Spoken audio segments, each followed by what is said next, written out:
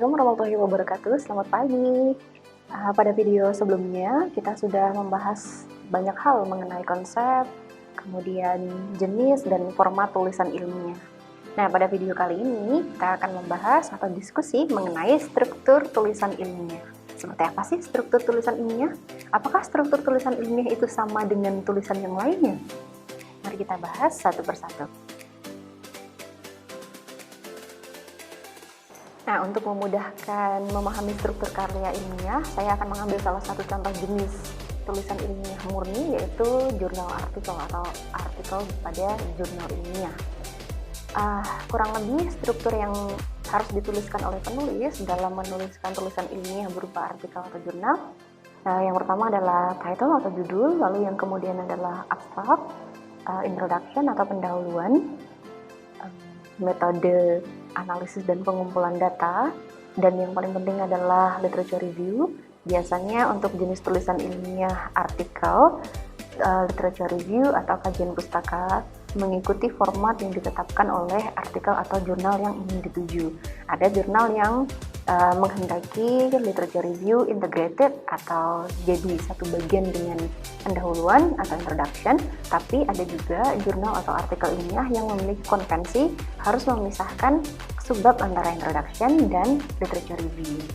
Nah, selain introduction dan literature review, di struktur tulisan ilmiah murni berupa artikel jurnal, selanjutnya adalah metode pengumpulan data dan juga metode analisis data. Disusul result and discussion atau hasil dan pembahasan, dan kemudian conclusion. Bagian paling terakhir adalah acknowledgement atau ucapan terima kasih jika ada, dan jangan lupa referensi atau kajian pustaka. Nah, mari kita bahas satu persatu terkait dengan struktur tulisan ilmiah. Tadi saya memberikan contoh, salah satu jenis tulisan ilmiah adalah artikel jurnal. Nah, di dalam artikel jurnal, struktur yang harus kalian pahami, yang pertama adalah judul misalnya. Di dalam jurnal artikel, tentu di dalamnya ada judul, dan ini adalah contoh judul, bisa dilihat. Saya ambil salah satu artikel jurnal yang sudah publish atau diterbitkan. Judul mencerminkan isi dari tulisan ilmiah yang akan dibahas pada artikel ilmiah. Selain itu, judul mencerminkan tension atau permasalahan yang akan diulas nanti di dalam karya ilmiah yang dibuat. Contoh judul di atas dapat diketahui bahwa penulis sebenarnya ingin membahas konsep tentang dominasi kulit putih terhadap kulit hitam yang terrefleksi di dalam novel yang ditulis oleh Toni Morrison berjudul Beloved. Tension atau ketegangan yang direpresentasikan pada judul, yakni kekuatan satu ras atau ras kulit putih mendominasi ras yang lainnya atau ras kulit hitam sebagai wujud eksistensi daripada salah satu ras melalui perbudakan. Nah, kemudian abstrak atau kunci bisa dilihat di layar, contoh abstrak dan kata kunci. Abstrak biasanya ditulis secara singkat. Konvensi tulisan ilmiah menghendaki abstrak ditulis secara singkat, di mana abstrak tersebut mencerminkan isi atau sari karya tulis ilmiah. Abstrak ditulis 150 hingga 250 kata biasanya. Dan bagian-bagian yang paling penting di dalam abstrak yang pertama adalah introduction. Jadi berikan kata pengantar atau introduction secara singkat, satu kalimat di dalam abstrak, lalu kemudian tujuan penulisan, metode penelitian yang digunakan apa, dan kemudian hasil yang dicapai apa dituliskan pada abstrak tersebut. Nah, untuk kata kunci dituliskan 5 hingga 6 maksimal untuk kata kunci. Contoh abstrak bisa dilihat ya, ini adalah contoh abstrak. Mari kita bahas abstrak tersebut. Mana yang dimaksud dengan pendahuluan atau introduction singkat pada abstrak?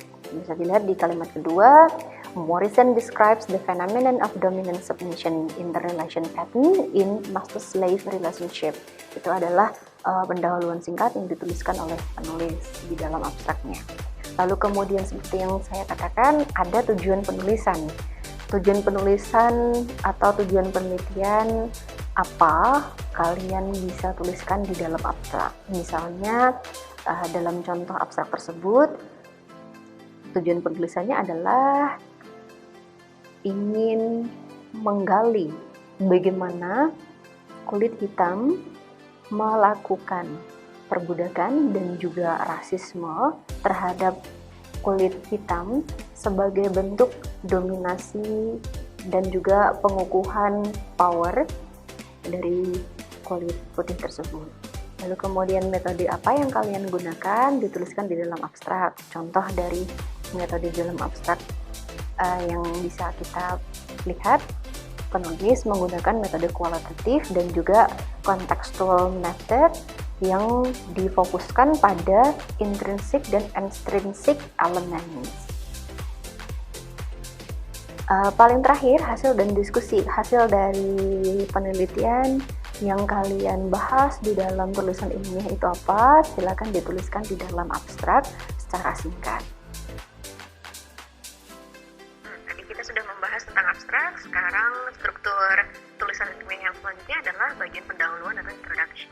Dan di dalam tulisan ilmiah, bagian pendahuluan berisi latar belakang, lalu kemudian rumusan masalah, dan juga tujuan penulisan. Kalian harus menguraikan dengan jelas latar belakang penulisan ataupun penelitian, lalu kemudian membuat rumusan masalah, apa sih yang akan kalian bahas di dalam tulisan ilmiah kalian, lalu kemudian tujuan penulisan.